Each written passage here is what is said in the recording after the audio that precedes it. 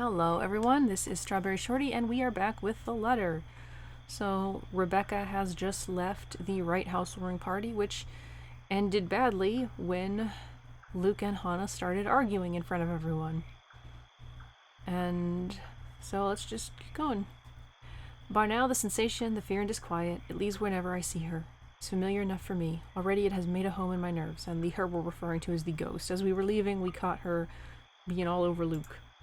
I don't even notice my trembling hands until Zachary points it out to me. Rebecca?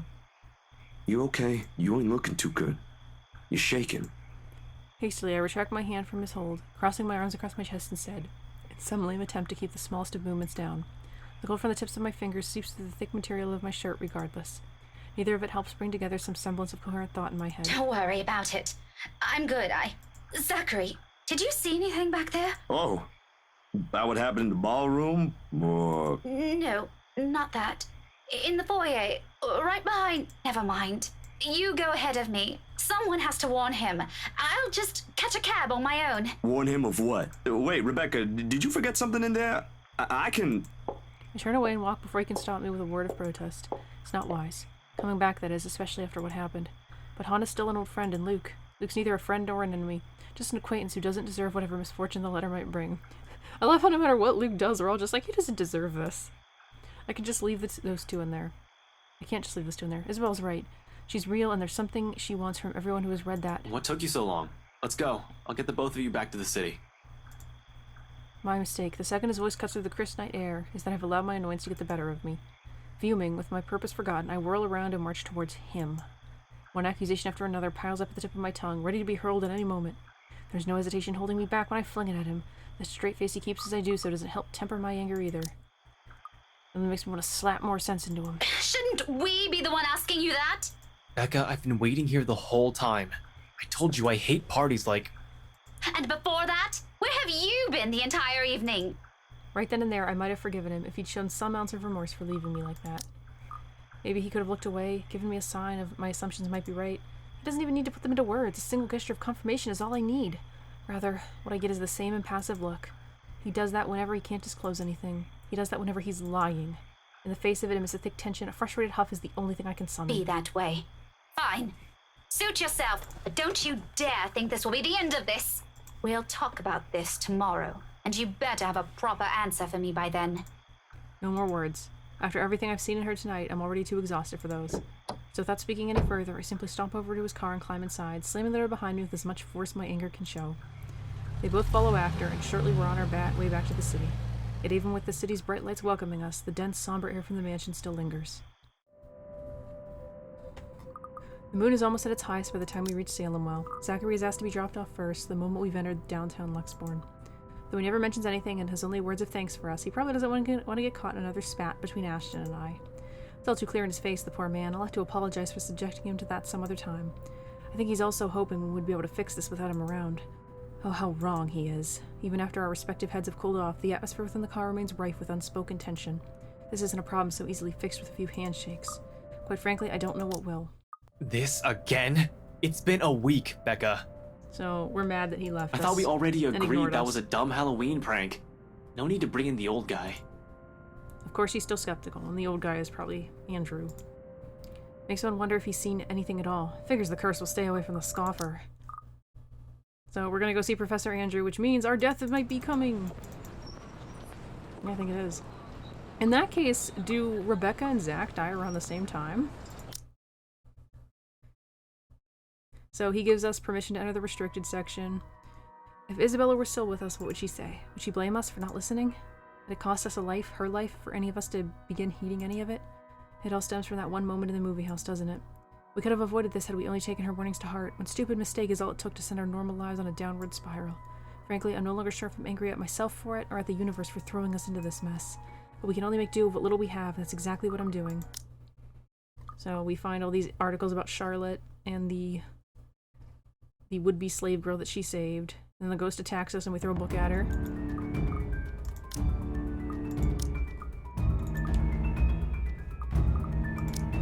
So we're gonna head upstairs this time. Well, actually, we're gonna head downstairs first, because we never did follow through with the dialogue we get when we fail the QTE, so We go down, we get hit by a library cart, ghost attacks us.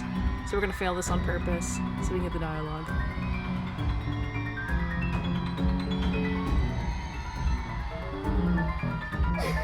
Too strong. Her hold on me is too strong. My lungs begin to ache, burning with a lack of air, the pain growing worse with every second I writhe under her punishing grip. Somebody help me. Darkness starts to fill the edges of my vision, and soon the world fades. Okay. Let's hurry up and load out of that. You know, it kind of makes me realize just how many, like, little deaths I avoided just barely. So, head upstairs. There are people upstairs, aren't there? The weekend staff or some volunteer? There should be. They can handle the ghost, right? Even if it's a Sunday and I'm only here on a special permit, there should be at least one other person manning this place. I heard them a while ago. Of course, I couldn't possibly tell them about this. They won't believe me in the same manner we didn't buy Isabel's stories until it was too late. But I can easily come up with excuses. For now, what's important is I don't end up trapped and alone with her. Safety in numbers, as they say. Just gonna get more people killed. There's no hesitation in my steps as I race upstairs, ears straining for any signs or sounds of the woman appearing, jumping at me again any second. I can still hear her behind me, the grinding of bones, her whispers as she keeps calling me back. Although it's at a distance, I don't slow my pace. Library rules be damned. Because no matter how much I pretend to be brave, the level-headed one or the tough one, this terrifies me. This scares me more than anything. This isn't how I plan to die. But when I get to the 3rd floor, only silence welcomes me, and an emptiness that stretches out far too wide, spanning the entirety of the floor for it to be reassuring. And just behind me, somewhere at the foot of the stairs, panic rises up my throat. No other way now but up, so I bolt, desperation kicking in without warning. I take 2 steps at a time, tripping clumsily over some of it in my last-ditch attempt to escape. But I know. At the back of my mind, I know all of this is futile. With every footfall, with every ragged breath, with every pounding of my heart, it gets hammered in my mind. And it only becomes clearer to me once the door at the end opens, revealing the vast expanse of Luxborn's early morning skyline, and with her treading at my heels, blocking my only way out. Stay away from me! A useless plea. Does she even understand a word I can say? Can she even? Is she still human in the first place? Somehow I doubt it. I pause for a second to make a second save of the original file, because I might reload to see what happens when Isabella survives and Zachary dies. But anyway, can she even understand human stuff? Because no human being would ever do this. And if she ever was, with what she did to Isabella, I don't believe an ounce of it still remains in her. Simply imagining what she's capable of doing to us. I never want to give her that chance. I'm telling you to back off! I have a phone! Her gait is slow as she walks forward. Like, we can't try to circle around her, it's just gotta be a big roof. Each stride accompanied by the sound of breaking bones, of blood oozing from wounds that never found healing. And with every inch she draws nearer, even as I pull away to take back what little distance I can between us, the smile on her merely grows wider. A mocking gesture. For me. She may be less of a human now, but I'm pretty sure she's fully aware she's got me cornered. She wouldn't even bother making it here if she isn't. But I can't look away. I can't bring myself to, even as the heel of my shoe eventually hits the edge. End of the line. Trapped. Alone. So this is how it ends, huh? Quietly and without fanfare, surrounded not by a warm breeze, but a chilly morning air. No soft footfalls on an empty hallway with the din of the early morning traffic below. No warm afternoon light. I've got a journal update. It's just the library one. Nothing but the cold, pungent smell of death, all underneath a dreary morning sky. How fitting. Yet amidst all of it, there's a single voice I want to hear. If only for the last time. Becca? Hey, did I wake you up? No, I left you a voicemail, so I thought... Ghost is just like, what the frick is this? Where are you? The one I grew up with. Who always got grades better than I did without even trying. Whose silly antics I have to put up with all these years. Who stood by me even when things got tougher. That one person has been a constant in my life. Ash, do you remember that one time? The... what? Back in secondary, we joined a contest back then, didn't we? We had to dress you up as a girl and... I gotta replay the diary. No. What? You looked really pretty. I think I still have that picture somewhere. Burn it. We're not talking about that again. You promised. Seriously, what brought this on? Nothing. It's just the first thing I remembered. So weird. Despite everything, my lips curl into a small, faint, sad little thing on its own, given in the situation.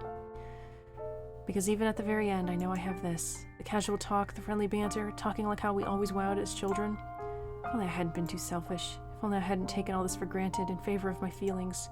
Then perhaps I won't be regretting anything now. You're being weird today, Becca. Whatever. Listen, I need you to go home right away. I'm at Salem Well right now and... I wish time would simply stop for us. There are still a lot of things I want to say. Things I've never bothered saying out loud. Things I should have said a long time ago to someone who has always been by my side. But in this moment, there's only one. Thanks, Ash, Hold on, did I do something? for everything. Rebecca, what? I'm so glad to have known you. Wait, It's what so are sad. you? God damn it, Rebecca, where are you? A soft click, and I'm closing my eyes. Poor Ash. Just all his friends are dying. Trapped in with nowhere else to go, Rebecca called the one person who always had a special place in her heart. All to say thank you, if only for the last time. So it's like, oh no, Rebecca's dead. Let me go tell Zach. Oh no, Zach is dead too. There's a rush of air, the sound of the world dimming around me, like a song coming to its inevitable end. London Bridge is falling down. Kylie, not falling now. Down, falling down. London Bridge is falling down. My fair lady.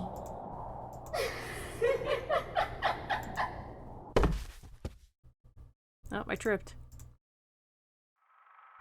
I think we're supposed to have fallen off the roof, but like, memory fragment. So, cat's been killed. Oh, poor cat. And then we're being forced to watch as the fiance is killed. These are bad people. I think they made her just too hateable. Like, you gotta have something there. This peaceful music. Oh my gosh, yeah, profiles. So, I think we're supposed to have as Rebecca fallen off the roof or been pushed off the roof. I'm not really sure. But if that's the case, that thud was really underwhelming. There's a save. That's not gonna let us skip this. Party's never Can't been you my at thing. least act with a bit more shame? Becca, if I find a single scratch on Shirley, there will be hell to pay. So we're at the party with Rebecca.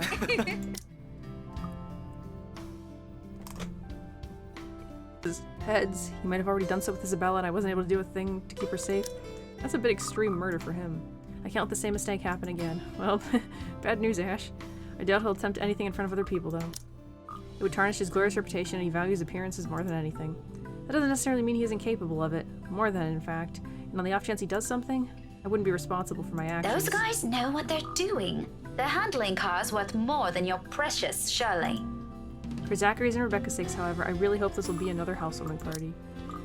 Even though something tells me it's anything but. Call it a detective's intuition or whatever. When Luke Wright's involved, nothing good has ever come out of it. I can't let my guard down here. Even more so when a familiar car slows to a stop and out comes... Chief? Also the priest and the bartender. My presence here might be odd at best, but I have an excuse, one that this man handed to me himself a year ago, along with a heavy dose of flattery for the newly promoted detective... Inspector? Yeah, Inspector. Can't exactly say the same for my good old boss, can I? Let me skip, we read this already. Although to see him here, chatting it up with Luxborn's rich and famous isn't such a big surprise itself. No disrespect meant, but the guy's obviously a social climber.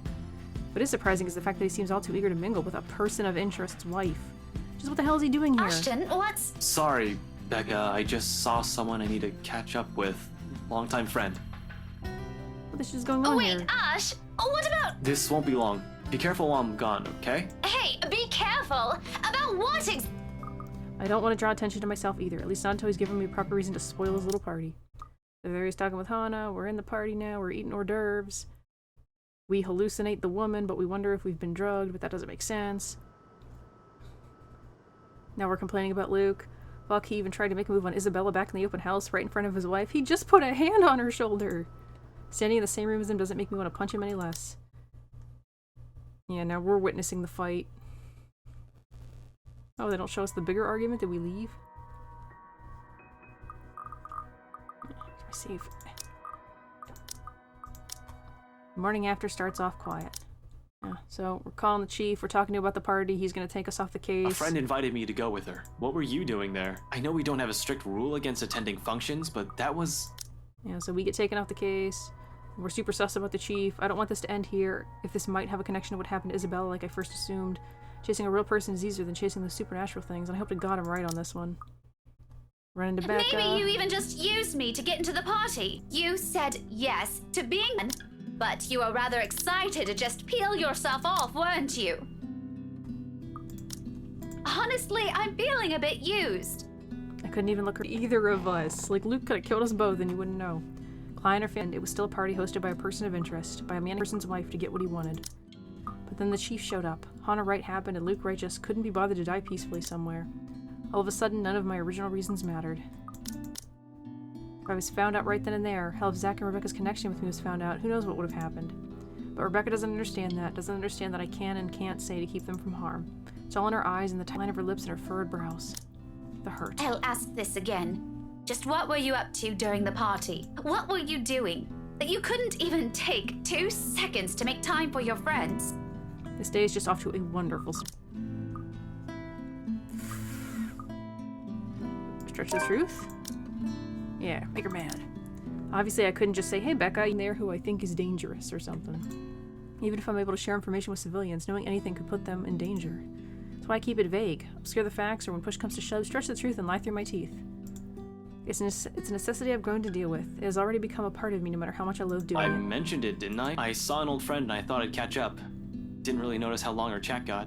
Was your friend the buffet table? You know what they say about time flying when you're having fun. And Lloyd is a fun guy. Lloyd the gyroid? She doesn't look convinced at all.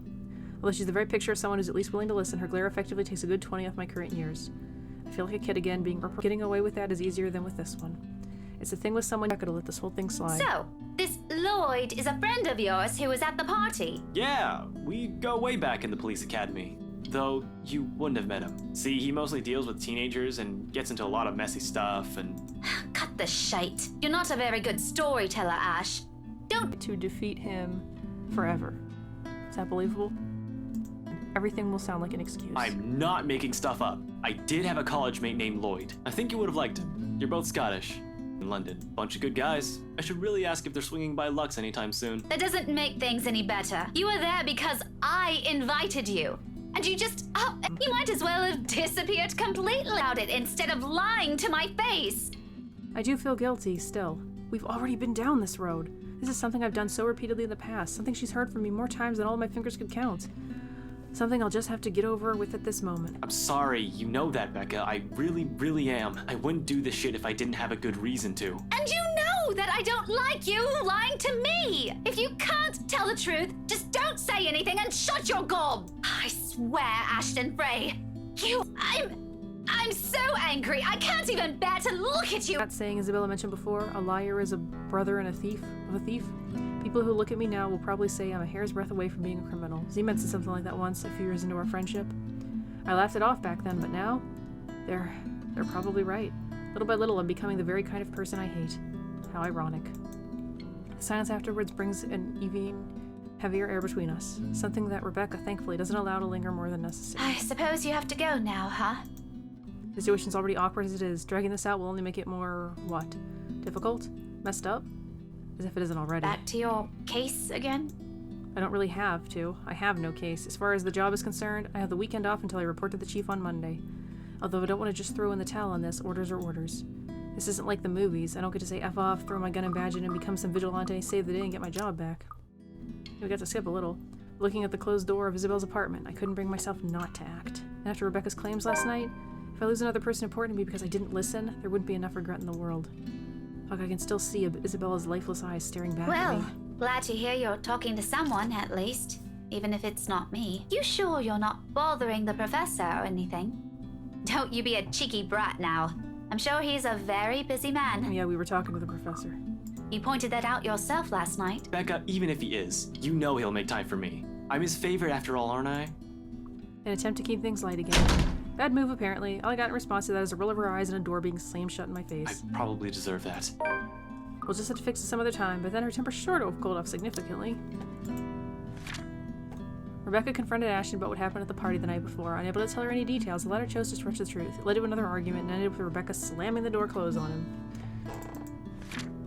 Yeah, so this is not when Rebecca dies, so nobody's dead today. But tomorrow. Hopefully. For now, I can't laze around. Gotta attend to things that matter more.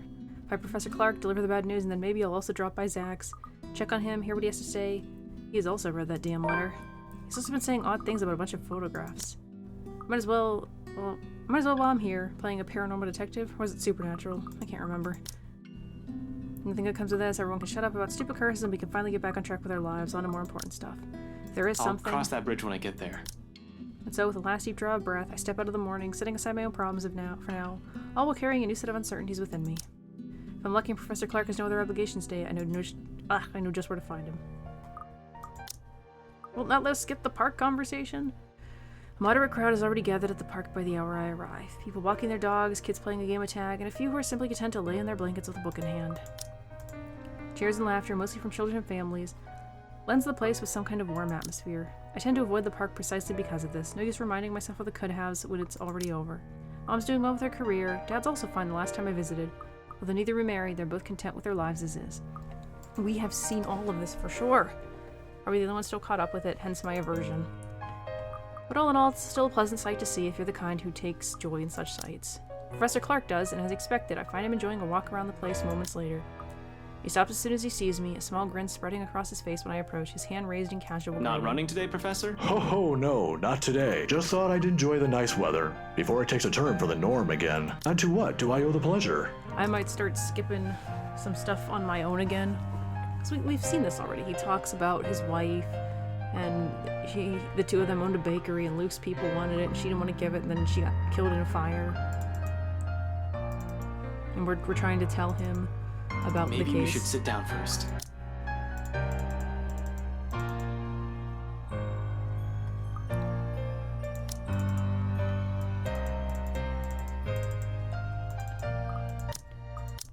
I was hoping to talk to you about the... You are? Well, but... You've said that. Those circles on you... It's nothing like what you're... Is that so? Liz wouldn't be... Believe...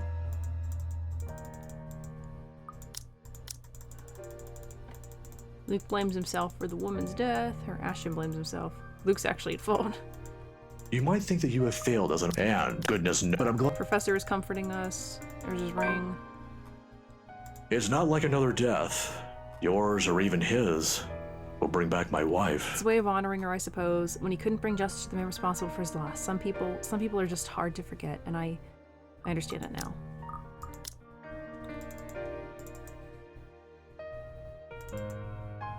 And I don't know if I've told you yet, but the one in the news recently, the girl, she was the one you kept mentioning before, yes? The girl you frequently hang out with. They said she briefly worked for them as their real estate agent for the mansion. I've just heard about it, although, for what it's worth, I'm sorry about what happened to your friend. I don't know if this has anything to do with it, but if this is that man's doing... Professor, please. You come out more strained than usual, more than what I'm accustomed to when speaking to the older man. Maybe if things around me hadn't started going beyond my control, the letter, the mansion, the supposed curse behind those, I'd still be quick to blame it all on that bastard, too. But as much as I want to keep holding him responsible for it, to add another to his list of sins... Please don't finish that. All this time, I've prided myself over being the one to always know. But ghosts and curses, these are things completely out of my depth. Professor Clark's right in some way. Things would be so much easier if we just blamed Luke right for all of this. At least finding evidence would be a breeze, and I'd be all too happy to put him in a place he belongs. Although if he was, in any way, also complicit in what happened to her, legalities have my hands tied down. But maybe that's my fault. I might have missed the ticket to closing the case once and for all last night, if only I'd done a better job during the party. But then, the commotion. There was Hannah Wright and Rebecca distracting me from my purpose, too. I'd include that gate crasher as well, even though, if only for a moment. So many things have gone wrong last night that... This isn't a prank! It's not a- I saw something in the house earlier. It stood right in front of me. If I hadn't gotten away, that thing might have... Last night at the party. But it's real! It happened to... We're all... That woman. Why don't we all calm? We've seen all that already. Shit. If that was what Isabel had been warning us about, if that was the same thing Rebecca talked about last night, or what Zach told me about a few days ago, how many of these instances have I dismissed since reading the letter? How many I have ignored and passed off as some effect of fatigue or lack of sleep? Even last night, hallucinogen, yeah. Same thing. I have to... Already? Wait, Ashton, where are you? I don't have time to stop and listen to what the professor has to say as I bolt up and run like a bat out of hell. Like, it gets aggravating when it doesn't let us skip text we know we've seen before.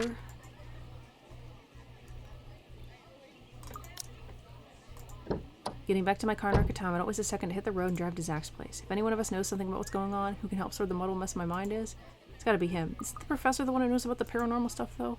He listened to Isabella. Yeah, where's my save? Oh my gosh, it's not letting us skip again! Big guys no insight when I arrive, though.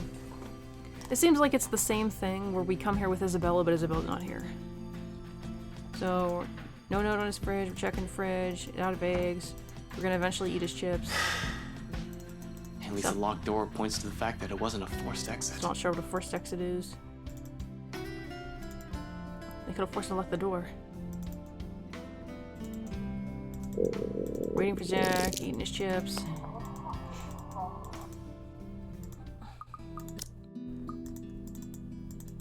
Sup, Z-Man?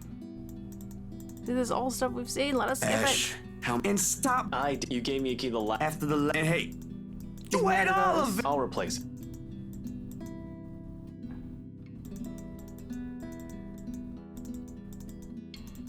What did he say about the photographs? Huh?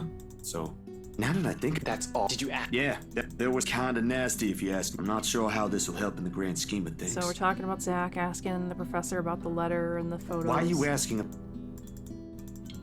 I think we also seen this on Zach's playthrough as well.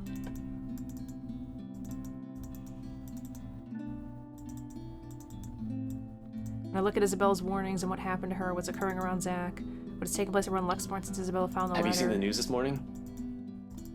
Yeah, the new guy that died. Found dead. The fire was contained. A similar writing was found in another victim's room from last week's incident. And that's probably Isabella, maybe? Both were employees of Briar Realty Corporation. LBN has reached out to the... Look what happened to Cooper and Isabella. Well, I wonder how many other deaths like this I've missed while looking into Wright. The LBN is already thinking it's a serial killer at this point. How long until they consult with the London Metropolitan, I'm not sure. The Anselm Butcher has always been an enigma, even to the people within this city. Gone for a few years, and then in the next one body after another is found. Merely handling the case has apparently driven the chief inspector insane years ago. He never did find out who committed those murders. You think this is? I don't know. And that still won't let us skip. I should have looked into this when she was still here. Maybe none of this would have happened if I did. The words slip out of my mouth before I can censor them. The guilt and sorrow, feelings I won't let others even catch a glimpse of under normal circumstances, all laid bare in this one moment of weakness. Zach will say otherwise. He's always been the optimist, the one who sees the best in people. But such sentiments or any words of comfort won't change the truth. That a single instance of neglect and indifference has cost me someone really dear to me. Again. Zach is right to blame me for it. I'm the one who doesn't have any right to be angry. We've all been given our warning that day in the desperate, pleading tone of hers, and I was the first one to brush it off. Still, like usual, Zach tries. The benefit of the doubt I'm not worthy You of. ain't the only one stuck in this mess, you know. It's like...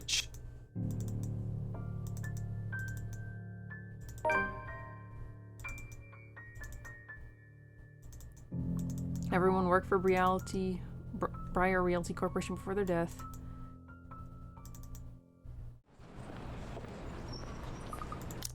Zach would make a more responsible officer. Okay, we're heading to BRC, but this time we're alone. I hate having to skip all this dialogue like this, but I don't know why it's not skipping normally. The drive to BRC is a quiet affair. More so, the hour-long wait for nightfall. Even with the radio blasting lively tunes, the place is rife with tense energy. Only a matter of minutes now. But the taking seconds don't take away the edge, and for the 5th time I reach out and fiddle with the radio, adjusting and tuning the knobs with no real purpose. As nerves quick are developed. We saw that already too.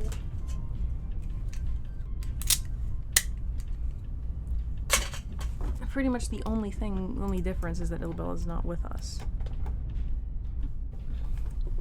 What I would give to hear Zach's, Rebecca's, or Isabella's voice right now. Cooper and Isabella both worked on the mansion before. Zachary, I was just talking to her. She was alive, and I shouted at her. I should have at least heard her out, given her the chance. She was so worried about everyone, that something might happen to us. Zach, she was warning me. She said we might be in danger. Remember Rose Cooper? Her co-worker on the news? You've heard it, right? She was saying something about her and the letter she got from that mansion. Whoa, wait there, Rebecca. That's a huge jump in logic right there. And a little bit too much to take in at once, frankly. I know that. If nothing happened, I wouldn't have given it much thought. But as it is, what if she was right all along? What if that letter she found really has something to do with this? The same thing was written in her room with her own blood And nothing. I expected to hear a better argument from you, Rebecca. And before you ask, the stupid letter's with forensics now, along with the other evidence. Don't waste your time looking for it. The whole case is a train wreck as it is. Sure, I could also check the station for full reports. That's the easy, semi-legal way. But I don't want to bump into Chief right now, and the guys at the precinct will definitely throw me out on his orders as soon as they see me. Not that my plan right now is any better. I'm just breaking into a different place, more or less. Honestly, it's a toss-up between breaking into this office or into the Wrights' mansion. As it stands, I'll have an easier time getting in here first. After all, why would someone want to break into a realty company? Been here many times before anyway, for a few casual visits when I wanted to bug Scaredy Cat. Over the years, I've more or less grown familiar with their security setup and how badly staffed they are. Plus, it's an old building. If the bankruptcy rumors were true, it just means their access protocols might also be outdated. Gives me enough confidence as I exit my car and march towards the building. There are no side entrances, unfortunately. I'm going to have to do this the hard way. All things considered, though, it feels like this might go smoothly. And where do you think you're going, young man? Hey there, sir. A nice night we're having, eh? Hello yourself. It's late. Most offices in this building have already closed up shop for the weekend. Bloke seems friendly enough, though one can't really tell from his voice alone. He might be the wary sort, for all I know. Keeping an unconcerned face and aloof air won't hurt, so I figured out how to wiggle myself out of the situation. Just come back on Monday if you have important business. He's probably been working here for a few months already, maybe around 4 to 6 max. Otherwise, he would have recognized me at first glance. I haven't shown my face here since I've been assigned to the firm case a year ago. In the first place, none of their security officers ever lasted a year in service. The longest was around 7.5. I'll give this guy about that before he gets fired and finds a better paying job. For the moment, his too friendly attitude is almost a gift. Really? Damn. Boss man won't be too happy to hear that. Boss man? Sorry, it's my boss, Mr. John. He asked me to get a few things from his table. Important work stuff, you know. All the employees call him Sir John. You clearly don't work here. John? From Briar Realty? The one and only. But, this sucks. I didn't realize the office closes early on weekends. Shouldn't have stayed for another movie. Damn. I'm gonna get an earful later. New hire, you see? Good thing Isabella's been quite open with stories from her office, no matter how mundane they all are. Granted, she rarely talks about her boss, but from what I've gathered, is enough to fabricate a decent, believable You story. new hires are always so dumb and clueless, I swear. You guys come and go a lot these days, but I suppose that's because they pay you a lot less in commission than the older agents, huh? You can say that again. But it's nothing hard work can't fix. Sure, you can do that. If this branch stays afloat. What do you mean? You know, stuff in the news. You mean what happened with Rose Cooper? Patience is the key. I can't rush this one or he'll get suspicious. Or I might make a mistake. Besides, if I'm going to be stuck here with him for a while, I might as well try to gather as much intel as I can. May just be a guard, someone with no real authority, but most of the time, people like him are the ones who know more than they let on. Yeah, but even before that, we've got a couple of good blokes we never saw again. There was this one kid, too, Santillion? Sanchez? I'm dead and you still can't remember my name. Santos, Isabella. Really? Those guys could have just resigned for all you know. Dunno, I only catch tidbits of stuff from over here. Though seriously, I heard the branch is getting flushed soon, but that's no excuse for anarchy. You're the third newbie he sent running errands this week. I can't keep letting you all in after office hours. I'll get in trouble too, you know? Come on, just a few minutes. There's a long pause from his end as if he's contemplating his options. A little push is all it needs before he gets. You know how fickle the boss's moods can be. Well, yeah, but... Please, I really need to get those files to him tonight. All right. Go ahead. Swear you young ones have no respect for authority. Use the side entrance. I've already locked up the main door. I'm not gonna open that even if you give me puppy eyes. Thanks. I owe you one. Back. I had to go get a drink. Using the side door presents a different problem, however. It needs an access card, one I don't have. I could always pry it open and use a gecko, but right under the guard's watch. There's just this one problem. What is it again? I forgot my access card. Make a show of facing the security cameras, pulling my empty pockets out, presenting in the sorriest look I can muster. Bloody hell, kids these days. Is there any way for you to... Boy, you're lucky I'm nice. I'll go and unlock the side entrance for you then. You can use my card. It's on the front desk. Thank you, Seb. You'll need to beep in when you report for proper work on Monday, though. And don't forget forget to turn off the lights before you leave, Kane. He cuts off the connection before I can thank him. Soon the latch clicks and the side door swings open. The guard, a stout man wearing a uniform still too loose for him, waves me over from the gap before he disappears behind his station again. Just my luck. Here I thought I'd have to use my unconventional methods. Sure, I might be getting the guy in trouble. I kind of feel sorry for him, but it's not like he'll be keeping this job for long, if he's always letting people in like that. The FRC doesn't have long either. He'll be up for job funding sooner or later anyway. He's lucky I'm not here to hurt anyone. If I were someone with ill intentions, he might not be smiling at the end of the day. Of course, as I step into the building and grab his access card, I try to push all of these concerns as far down as I can. I need to focus. Work is work. Although if this is a sign of what's to come, then maybe things are indeed looking up.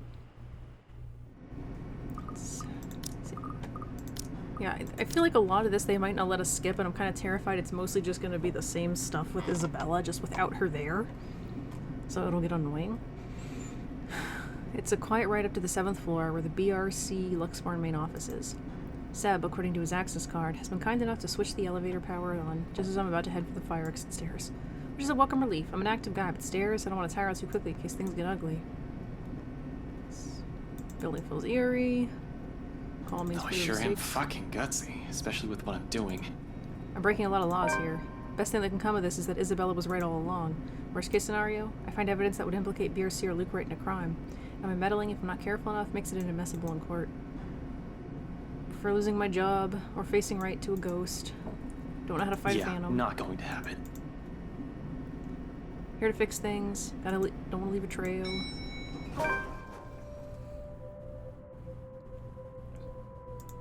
Agent stations. Yeah, used to own the whole building. Not doing well. Searching for what I knew would be a whole lot easier if Isabella were here. Maybe she'd even tell me more about the sudden layoffs. She'd always been... Focus, Frey. There's no point in whining or dwelling any longer on it. That's why I'm here in the first place. Without her, I'll just have to do this the old-fashioned way. I'm a detective, aren't I? Besides, the longer I take here, the riskier the situation becomes. Brushing it off, I immediately get to work. On the far wall of the main workplace, plaques label most of the doors for easy identification. The staff lounge and the branch manager office are places I'm familiar with, and they're easily the most accessible of the private rooms. To the right of the manager's office is the meeting room, and human resources to its far left, the records followed by security further back. Easy as pie. Won't be tricky is getting inside both rooms. The security room first. The fact that no one has walked out and I entered, that means the room is either empty or the guard's sound asleep. I'm begging more on the former. Cutting corners, fired the guy. Gonna have Standard to lock and key. Lockpick the room. See, when Isabella was alive, we actually got evidence first. I'm not sure why we're going into the security room before we're even done. Get our way into the camera room.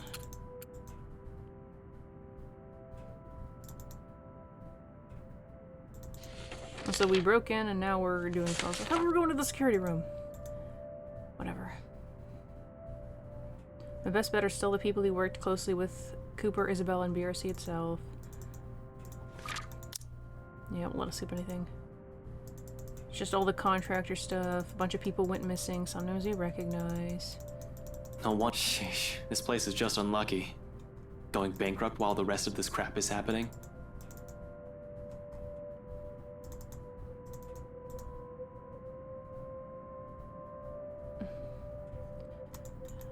Yeah, it's a lot of repeat dialogue. Let me look here. This C guy. Folks at the precinct said they went to his house after a noise complaint. They found him acting all crazy and had to take him in when he started getting violent. Kept screaming about a woman. It was driving the guards mad, but he didn't last too long. A few hours in, he just started bashing his own head against the wall, and well, it was messy to say the least. The guy's in the hospital right now, and I heard they're looking into putting him in a psychiatric ward as soon as he recovers. Within the company, he's been marked AWOL. Jean Marie, on the other hand, his employee file notes the date of leaving and even when his final payment had been given. Along with it, there's a letter to his family about the appraiser being found dead in the office. Communication is hush-hush, and there's mention of compensation if they don't talk about it to the media. Inspector Abigail had often scolded me for not reading their reports. Yeah, we know this part already. Business going under and someone dies while working here? This whole thing is... I feel like I'm still listening a lot of things here.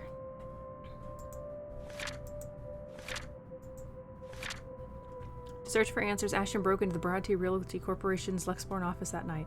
Although the files he found revealed the real deal behind the mansion's sale, somehow it all still felt lacking. So I guess we need Isabella alive to get more, but even with Isabella alive, I feel like we didn't get much. I feel like I'm still missing a lot of things here, but it's about time I leave. I've taken too long. I make a short work of creating duplicates out of everything I've deemed important. The pages with the names, addresses, and contact numbers will do. I'll start with the ones who live within the city. Once I've finished, I'll tuck the duplicates under my arm and bring the originals back to their proper place. With that done, I lock the door behind me, tugging it twice just to make sure. I have my work cut out for me. It's not like I'll ask for backup from the Force. Now on to the next order of business. So, security. I'm gonna have to wipe the data for Seb's access card entries too, so I won't incriminate the poor guy. Good thing my trusty bobbies are always there for me. Without much difficulty, I find myself facing the security monitors. The room smells terrible. This place. No fuss, no muss.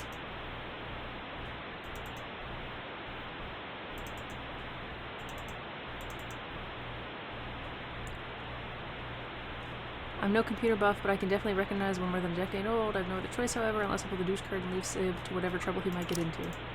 I don't have the heart for such a thing, after all the help the old man has unknowingly lent me tonight. With a heavy sigh, I powered up and mentally prepare myself for a slow slug. Slow, apparently, remains an understatement here. What the hell is... Now we're seeing something in the monitors.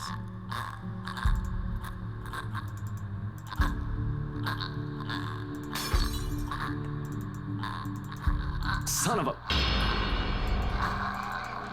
We have no gun. As soon as I make it out of the office, I practically throw myself into the open elevator and slam the button for the ground floor. Sigh of relief escapes me when the elevator starts to descend. The clicking noise fades off into the distance. Shifting the stack of papers under my arm, I lean back and wait in an attempt to compose myself. Breathe. In, out. In a matter of seconds, the elevator stops and the doors open too. There's a moment's pause while I take in my surroundings. Confusion is understandably there, along with frustration. Are you kidding me? They should just replace this whole thing. I'm quite sure I pressed for the ground floor, though. But it's an old building. The elevator always did have problems when I visited in the past. Even Isabella becomes so angry when we try to get to her floor, and she'll have to repeatedly smash the button for the elevator to even move. That was always good for a laugh. I wasn't too worried then, now. Anyone there? I can hear you moving from... Show yourself! It's the ghost.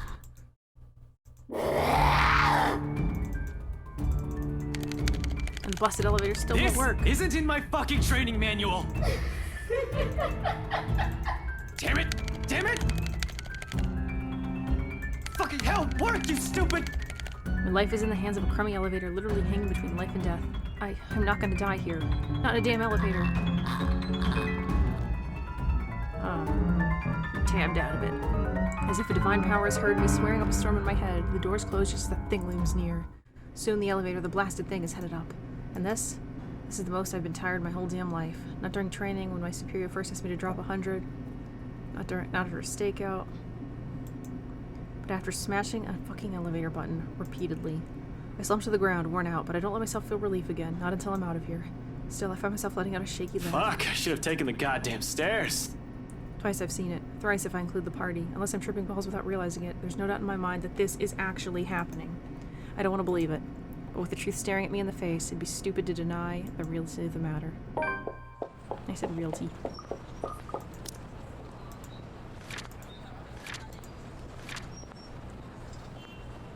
Having found what he needed from the office, Ashton beat a quick exit, making sure not to leave evidence of his break-in. On his way out, however, the elevator malfunctioned and dropped him into the building's basement parking instead, where a familiar face welcomed him. There's no Isabella. As soon as the lift hits the ground floor, I hightail out of the building. Seb's sound asleep when I pass by his station. However, in the face of what I've seen, everything I've faced tonight, I really can't care less who will see me on my way out. The sooner I get away from this place, the farther the better. Leave the card! I'm just not sure if that also means being safe. She almost got me, damn it. The fucking thing almost had me. It was only by luck that I managed to get the fucking elevator unstuck. Had the blasted thing not worked at the last second. I need some air. Fresh, breathable air that doesn't stink like death and gore all at once. I'm panicking, Christ. Losing focus. I can't afford that right now. I can't lose it when Zach and Rebecca might be in trouble as well. Remember your training, Frey. Another deep breath, and soon I'm starting the engines and driving off. With that little incident, somewhere open would be good. Someplace I won't get trapped. Like warm proud brings a welcome relief. Chill that has seeped into my bones is still there, furling and unfurling beneath my skin. If I don't move, if I don't busy myself with anything, soon my brain will go haywire. It's the last thing I want to happen when there are plenty of things to do. But this already answers all of it, doesn't it? Those deaths? Just how many copies of the letter are out there? Isabella can't have the only one if other people are also getting cursed. Could it be that the one she has shown us is just one of 5? Maybe even more?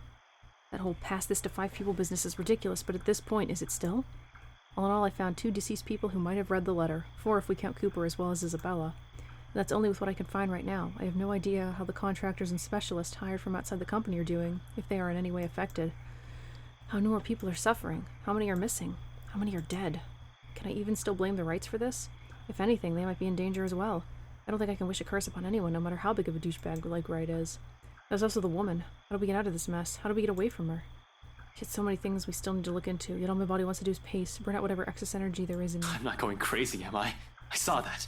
I'm pretty sure I saw that. I didn't inhale anything weird. Just shit. Shit. Of course, the panic passes soon, replaced by another tense silence as everything sinks in. The awareness of the much bigger trouble looming over me, us. We're in deep shit and it's finally caught up and hit me like a ton of bricks. Because Isabella has been warning us of this since day 1, and I'm the first person who brushed it off. Suddenly exhausted, I slumped down on a bench and buried my face in my hands as every regret bears down on me. And in the stillness of the park, a police looks out. Isabella, what am I supposed to do? Tell me, please. Will her ghost appear? A desperation after all my failures, after all the things I've disregarded. At all it cost to the people I care about. So at this point, Zach and Rebecca are like dead or dying. Darkness blurs the edges of my vision. Black tendrils twist and coil around my limbs. Soft footfalls echo from the far distance, scurrying, scampering, moving in an odd rhythm with the sharp, piercing notes of her laughter. The scream threatens to burst, but my throat closes off. Ever so slowly, a chill slips into every nerve of my body, washing away every sensation apart from one. There is only fear. Once again, her laughter echoes, a sound both bitter and unforgiving. It is the last thing I hear before she reaches for me. The ground trembles. The world slows to a stop. Morning breaks in a blurry mess of vivid shapes and colors. Oddly, there's no feeling of terror or confusion gripping me, despite the vague images that have driven me from sleep. Awareness kicks in shortly. Though slow and sluggish, I blink away the last remnants of unconsciousness from my eyes. The early morning light already streams from the open windows when the memory sets in and the room I'm finally comes to focus. Not a room. My car. I've bunkered down here last night after my nerves had calmed. When you almost get trapped in a confined space, there's no question about staying somewhere open. Like your car. Not again. She might appear any time. She won't catch me off guard again, that woman. Is she still one in the first place? One that we'd normally call a human? Can it still feel guilt? Does it understand pain? Fuck, I take breaking and entering charges over what she has any day. Pushing myself upright, my eyes wander idly towards a mess of papers I've gathered from BRC last night, a proof that none of it was a dream, no matter how much I wish for it to be. Then it shifts to the view outside, right to the line of trees and winding pathways. There's some already strolling about the place, a few people here and there, dotting the space my eyes can reach, but otherwise the whole park is empty. Doesn't look empty. There's like 5 people. Quiet. For some reason I can't stand the silence right now, not when that woman's face has been burned in my eyelids. Whenever I close my eyes, I see her. It's a miracle I'm still able to get a few hours of sleep even with that horrid laughter of hers still ringing in my ears. But then maybe it's simply my exhaustion at work. You'd think I'd be used to going 48 hours, maybe even more, without rest. And I am. What happened at PRC has shaken me up like nothing else has. Thugs and criminals, hell, even crime lawyers I can deal with, but ghouls and the undead? Oh, I didn't sign up for that. Seriously, this better not be the start of some sort of zombie apocalypse. Actually, maybe a zombie thing would be preferable. I'd at least know what I need to do. Shoot dead stuff until they're dead for good, and leave figuring how everything went to hell to the scientists. Thinking about it won't change anything, though. She's just toying with our lives. She's dangerous. If we don't do anything about her, this curse will definitely be pushing daisies soon. I can't let anything happen. I can't let what happened to Isabella happen to the others as well. Oh boy, Ashton. I've dallied on this long enough, left all my friends in harm's way after the warnings they've given me. I do admit I'm afraid, but beneath the terror, adrenaline keeps me running, compels me to take action. To do something, I still have 2 other people I need to check with. Isabella would definitely get in a tizzy if I don't check on them. God, I should have listened to Isabella. Maybe I don't need to outright believe her, but I should have listened. Then, maybe she wouldn't be. There's no point dwelling on what-ifs and should-haves. I can't do anything about the past. What I should be caring about is what might happen. That I can do something about. With one last sigh, I start my car and slowly pull off the parking lot. Zach has already been warned yesterday. I trust him not to do anything stupid. Well, again, Ashton, bad news. Rebecca, on the other hand, we ended on a bad note last time. Might as well mend things with her first. Cold Luxthorn air meets me upon slipping out of my car. Not unusual in itself. This is what Luxthorn's weather is supposed to be. A bit cold, damp for the most part. More often than not, terribly drab with an occasional sprinkling of rain every couple of hours.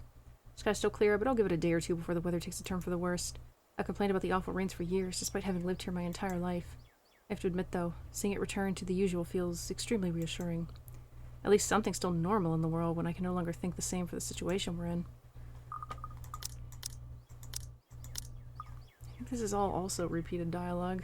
I don't think Rebecca's dead yet, because we would have gotten that weird call from her first. We're talking about our weaknesses, we keep running away. Zach's probably right. Perhaps I've always been afraid with my own incompetence might be at fault for what had happened to Isabella. After all, it's true. And now, after it has stared at me right in the face, I'm at a loss. I have no clue how to deal with it. The fuck do I know about ghosts, though? What is Zach? What is Rebecca? Zach showed me photographs. Zach tried to help us. We brushed him off. Same thing with Rebecca. Thing is after us because of the letter. Isabella already died because of it. Yet here I am, walking up to Bella's door one step at a time, a stalling tactic to allow myself some time to put the mess in my head in a better order.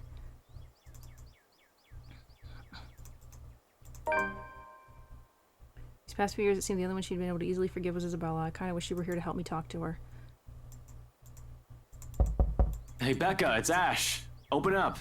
Don't tell me you're still in bed. Seconds tick by. No answer from her, and dread has already started to creep up. I've been trained to handle dire situations, but the feeling has been doing that quite frequently since last night. My mind begins to anticipate the worst, and in the next minute, concern has already mixed in my thoughts, and I bang my fist on the door, louder this time. She'll definitely be livid, but I'd rather face her wrath than a dead body. Becca, it's Ash. There's something we need to talk about right away. Open up. I know you're... Your girlfriend left early this morning. So if you... Yeah, so this is what happens, but we already know she's dead, so... Oh. I don't know, but what am I looking forward? Well, there's no need to be an ass. Sure.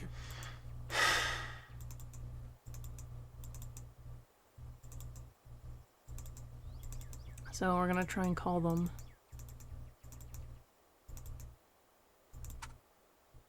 I know that when we were dealing with, when everyone was alive and Isabella was with us, we called them both and we all met up together, so that's not obviously gonna happen. Let's see. The last one I don't have the heart to remove yet, says Isabella's. Other people will probably say keep 2 for friends. These 3 have chosen to stay for some reason, without wanting or asking for anything. Unlike the others, none has Zach's kindness, Rebecca's patience, nor the sincerity in Isabella's eyes. One day, these guys are just there. The next thing I know, being with them eases it. That heavy, somber feeling lingering in the air when you stand alone in your apartment. Or something as simple as spending your day off without anyone. I'll say it's loneliness, but this carries much more depth than that. If I can help it, I don't want to lose the rest of them to some stupid curse. I've already lost one. A phone call may be the least comforting thing at the moment. Honestly, I prefer being in the same room with them right now, but I'll take what I can get. This is really gonna be sad. Becca first. She'll get angry at me for worrying about her. She's some helpless damsel in distress after all. She's the shy little girl I knew when we were children. We're already far from the people we were back then, but that's more than enough reason to check in on her. I don't have to imagine her taking anything head on. She'll do it instead of asking for help when she needs it. I don't care if she gets mad at me, if only to know that she's fine. A ring. In the silence of the hallway, its sound alone might as well be sharp enough to pierce through my ears. Another second passes. 2. 3. But when on the 9th ring, it goes straight to her voicemail. A cold feeling instantly lodges in my stomach. Rebecca Gales here. You've reached my voicemail. Sorry if I can't get to you right now. I actually think we got her voicemail even when she was alive. Oh, and if this is Isabella, yes, you're free to reheat the food in my fridge. Otherwise, leave a message. Probably just busy, that's all. Though I still barely manage to keep my voice even when I speak. Hey, Becca, call me back when you're free. We need to talk. ASAP. Becca will be alright. Is alright. She's safe. She's with someone else. In the event that woman shows up, she'll have someone with her. Someone she'll be able to ask for help. She's safe. She can handle herself. Becca might have a fiery temper, but she knows when she's faced with something she can't handle herself. Rebecca will see my missed call and she'll call me back. Though I don't express it enough, Rebecca is someone I consider important to me. She's been my friend the longest. Anybody else would have been fed up with me and left. The girl stuck by me no matter how big of a jerk I've been. There's Zach too, of course. I'll always be thankful for having them around. There had been Isabella as well. Her presence in my life will always be immutable, even if she's no longer here. The worst times before, however, Becca was there. No one believes it when I say it, but I've surely had my awful moments as a bratty kid and as a horrible teen. We believe it, Ash. Issues. I've too many of them to count and refuse to deal with them for a time. At least, that's what Andrew likes to tell me. I tend to think nothing of it.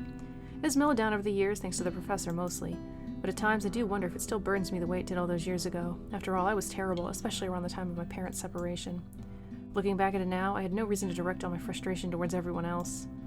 Well, I wasn't a kid who lashed out at anyone, preferring to keep it to myself and turning those negative feelings into more productive things.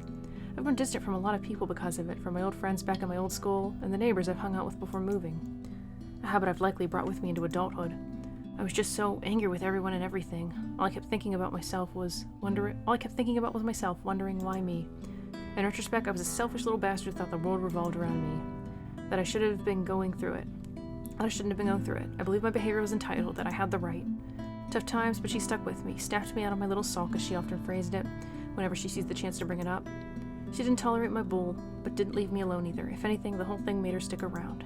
Her concern may have grown a bit too overbearing as the years went by, but she's still an old friend, nevertheless. I owe her a lot. That won't change. Damn it. Where are you, Becca? Another message left on her voicemail, then on my third call I hang up. For the time being, I can't do anything more than wait for her to return my calls. Worrying aimlessly won't get me anywhere.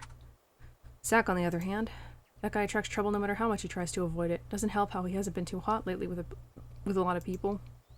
His mention of plans yesterday doesn't sit too well with me either. He might be the next responsible adult after Rebecca out of the four of us, but I've still got to check on the big guy. Make sure he's doing okay at the very least, whatever he has planned on doing.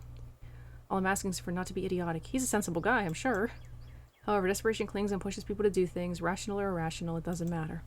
Your thinking flies out the window the moment you're in danger, and I sincerely hope he has not found himself in a tricky situation. This one doesn't even ring before he answers, or his voicemail at least. Hey, Zach. Well, a voicemail anyway. I'll get back to you as soon as I can. So, just leave a message, yeah? And no, Ash, you're not allowed to lockpick your way into my apartment again. Just do what any other decent human being does and call if I'm not around. Thanks. Did he turn it off? Why? I don't want to assume the worst yet. Maybe he's forgotten to charge it? Can't be. That guy can be a bit of a Boy Scout, even more than I am as a cop. He's the type who has an extra battery or a power bank in his bag if he ever needs it, and he always does. He won't say anything or brag about it, but he's got quite a roster of VIP freelance clients.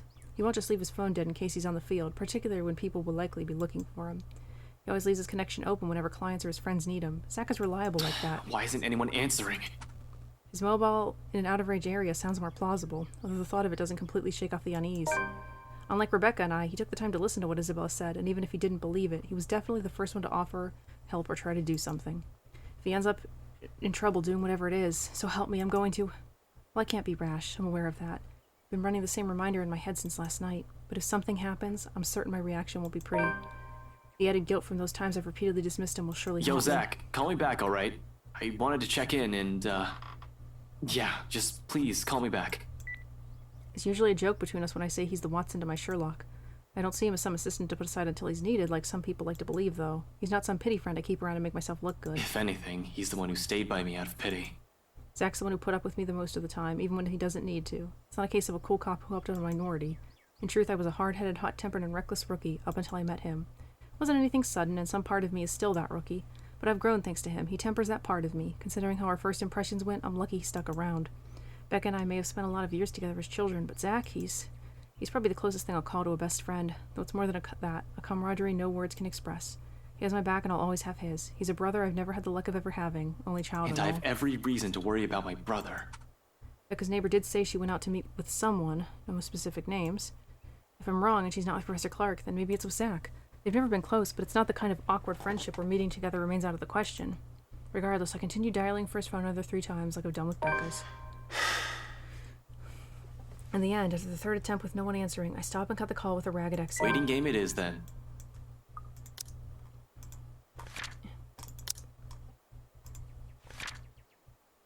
Yeah, so we're pretty much just right before Rebecca's death and probably after Zachary's.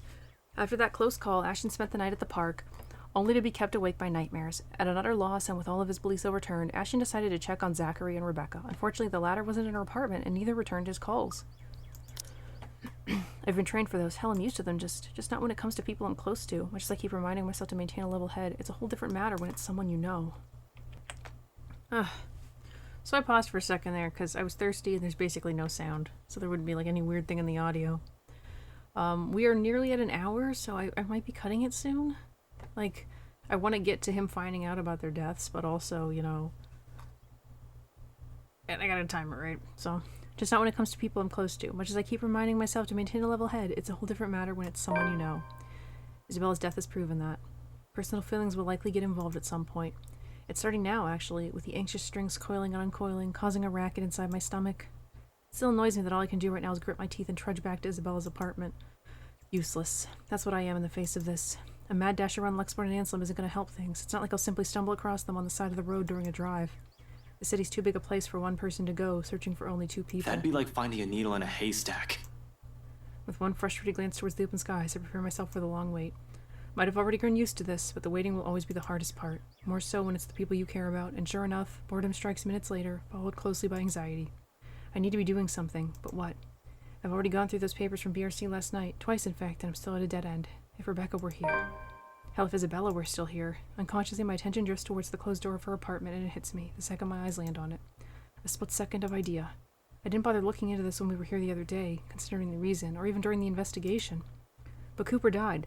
Isabella would have most likely received all the files for the Ermengarde mansion, in fact. She might not need to. They were partners, right? It's no longer a trainee-mentor thing. They both likely have the same copies of the documents. She might still be keeping some in her room. Something she hadn't been able to give us because of the tragedy. However, immediately after that thought forms, guilt also rears its head. The fact that I'm thinking about breaking into her apartment leaves an uneasy twinge in my stomach. It's wrong. All of it is wrong, inappropriate on so many levels of her piety I adhere to. If she's here, I won't even consider this. Really now. But if she's here, will she allow it? My gaze swivels back to the door, as if the thing's inviting me. One thing's for sure, however. Knowing her, she'll do any possible means. She'll do whatever possible if it means saving her friends from this curse. She can be stubborn like that sometimes, and it's enough to harden my resolve. So muttering a silent apology to her and swallowing my guilt, I reach up for my bobby pins and begin to work on the lock. In under a minute, the knob click, and I quietly slip into her apartment. Whatever I am to find at the end of this, I hope it'll point me in the right direction. So we're gonna end this part here, because we can't keep going on, and this is a new scene, so sorry there was a lot of skipping this episode, not much happened, but thank you for watching. Please leave a comment, and I'll see you all next time. Bye!